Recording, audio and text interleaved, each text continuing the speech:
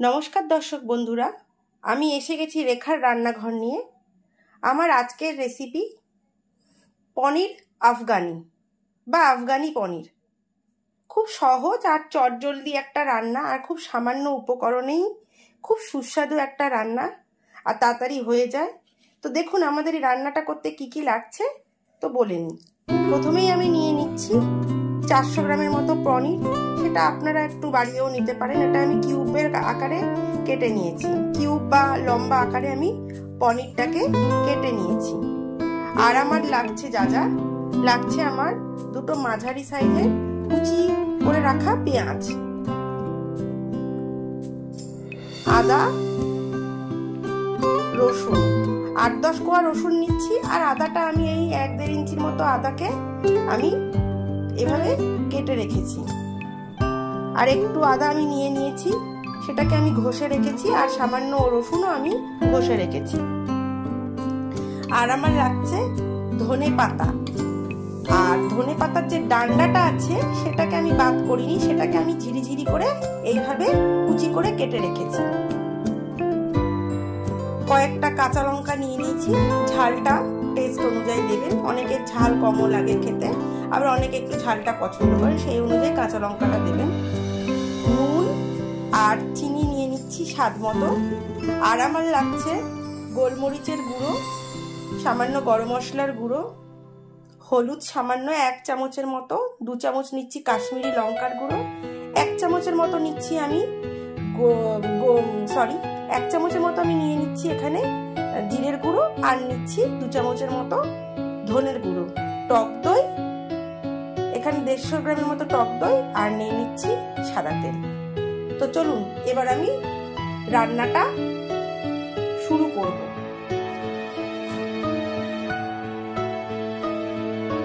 প্রথমে আমি এই পনিরটার মধ্যে কয়েকটা মশলাকে একটু মাখিয়ে রাখব। আদা আর রসুনের যে কুচিটা রয়েছে সেটা আমি এর মধ্যে দিয়ে নিলাম, একটু নুন মাখিয়ে নিলাম।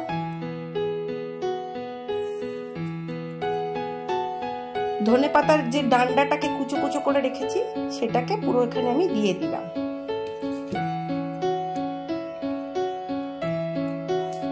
আর নিয়ে নিচ্ছি গোলমরিচের গুঁড়ো,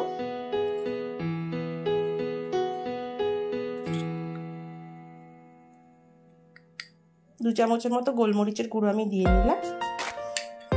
এইবারে আমি এতে একটু সামান্য পরিমাণে তেল দিচ্ছি, যাতে একটা মশলার গায়ে আরেকটা মশলা ভালো করে সুন্দর করে মিশে যায়। এবারে আমি এটাকে একটু হালকা করে মাখিয়ে নিচ্ছি। বেশি নাড়াচাড়া করলে পরে পনিরটা ভেঙে যেতে পারে। এইভাবে আমি একটা মশলার গায়ে আরেকটা মশলা হালকা হালকা করে নিয়ে নিলাম।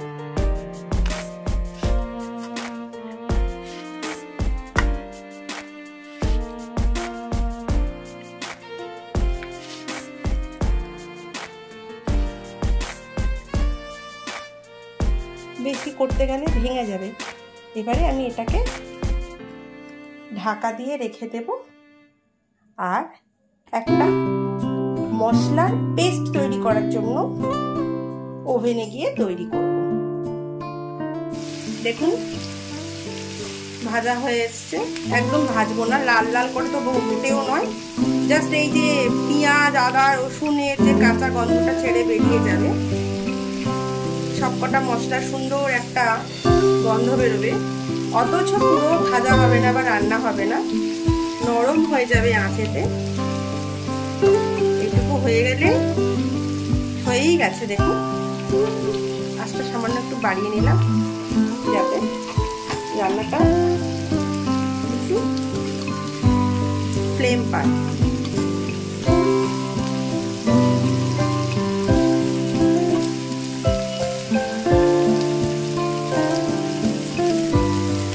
এবার আমি গ্যাসের ফ্লেমটা অফ করে দেব, দিয়ে 5 মিনিট ঠান্ডা হতে দেবো, নাহলে মিক্সিতে ব্লেন্ড করতে একটু অসুবিধা হয়ে যায়, প্রচণ্ড হিট হয়ে যায়। তো একটু ঠান্ডা হতে দেবো। দেখুন এত সুন্দর গন্ধ বেরিয়েছে। বিরাট কিছুই রান্নাতে লাগবে না, সামান্য কয়েকটা উপকরণ হাতের কাছে যা রয়েছে, চটজলদি রান্নাও হয়ে যাবে আর খুব সুস্বাদু খেতে। আমার হয়ে গেছে। এবারে আমি এটাকে গ্যাসের ফ্লেম অফ করে ঢাকবো।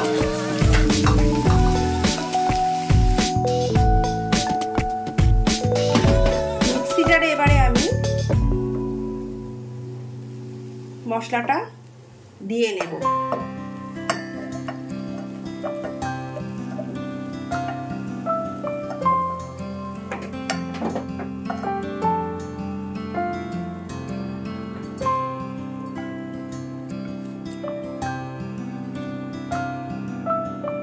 এখনো গরম রয়েছে, তো একটু ঠান্ডা হতে সময় দিই, দিয়ে এটা একটা সুন্দর একটা ফাইন পেস্ট করে রাখবো।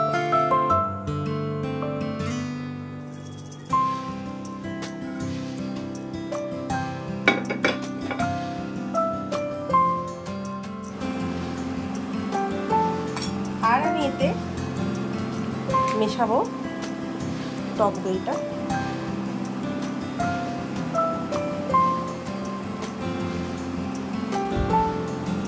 সামান্য জিরে গুঁড়ো আর ধনের গুঁড়োটা রেখেছিলাম, সেটাও আমি নিয়ে নিচ্ছি।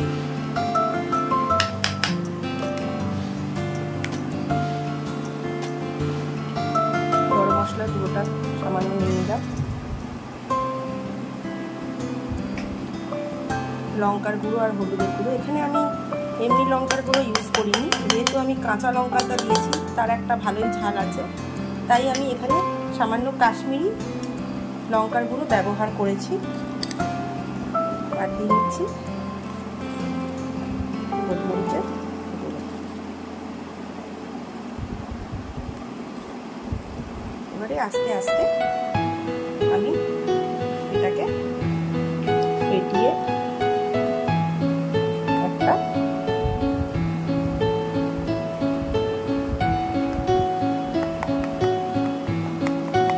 ফাইন পেস্ট তৈরি করব। দেখুন আমার পেস্টটা তৈরি হয়ে গেছে। এবারে বাকি রান্নাটা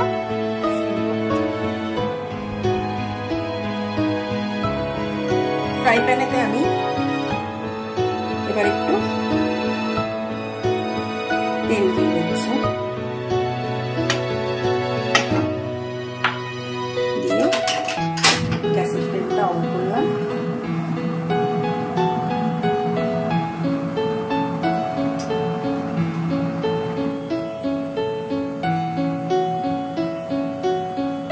তেলটা মোটামুটি গরম হয়ে গেছে। পনিরগুলোকে আস্তে আস্তে এখানে বসিয়ে নিচ্ছি।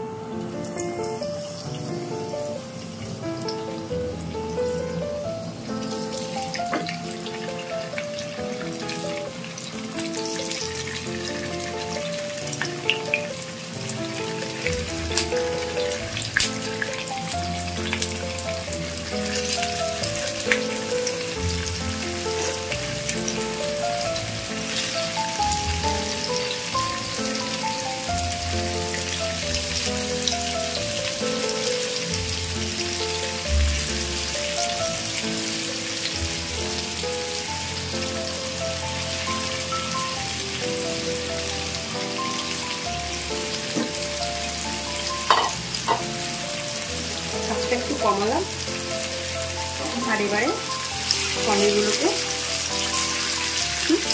ভালো করে ভেজে নেব।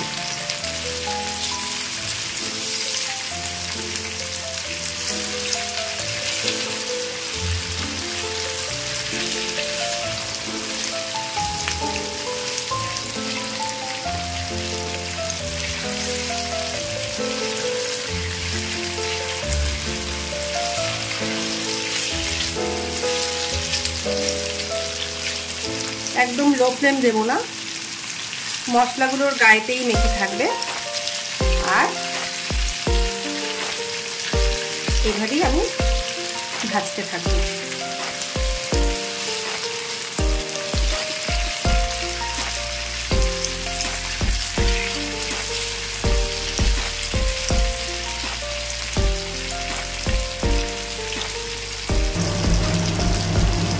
দেখুন কত সুন্দর ভাজা হয়েছে।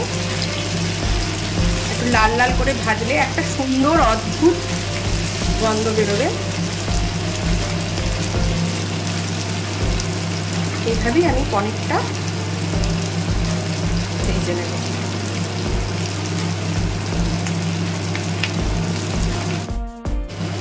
দেখুন কি সুন্দর ভাজা হয়ে গেছে। লাল লাল করে আমি পনিরটা এইভাবে একটু ভেজে নিচ্ছি। একদম নরম আঁচ নয়, পনিরটা একটু ক্রিস্পি টাইপের হবে। আর তেলটা সমেতই এবারে আমি পনিরটাকে এক সাইডে এই ফ্রাই প্যানের মধ্যেই রেখে দেবো, আলাদা করে রেখে দেবো এবং আরেকটি কড়াতে করে এবার আমি গ্রেভিটা দিয়ে রান্নাটা শুরু করব। ভাজা পনিরটা আমি আলাদা জায়গায় রেখে দিলাম। এবার একটা কড়াইয়ের মধ্যে নামমাত্র তেলটা আমি এখানে দিয়ে নিলাম। দিয়ে এবার পনির যে মশলাটা আছে পনিরের, এই মশলাটা আমি এই তেলটুকুই যথেষ্ট, কারণ পনিরের মধ্যে আমি তেলটা যেটা রয়েছে সেটাও আমি এখানে ব্যবহার করব। তাই সামান্য তেল যেটা বাকি রয়ে গেল ওটা নিলাম। এবারে এই যে মশলাটা করে রেখেছি, মশলাটা এবার আমি মধ্যে দিয়ে হালকা আছে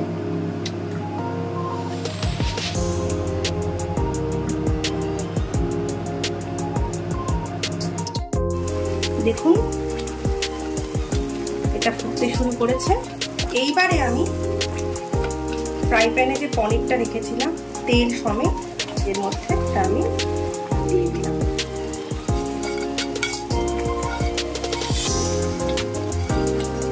আলাদা করে আর তেল দেওয়ার দরকার হলো না।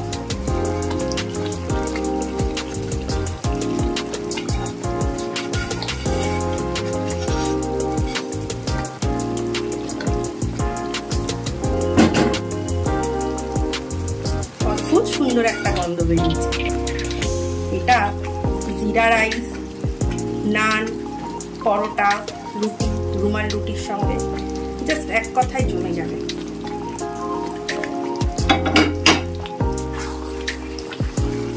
মিলিয়ে নিচ্ছি হালকা হাতে।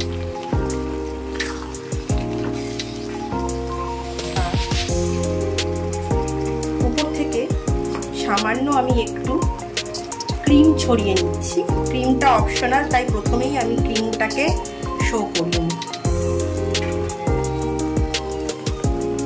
একটু ক্রিম ছড়িয়ে দিলাম।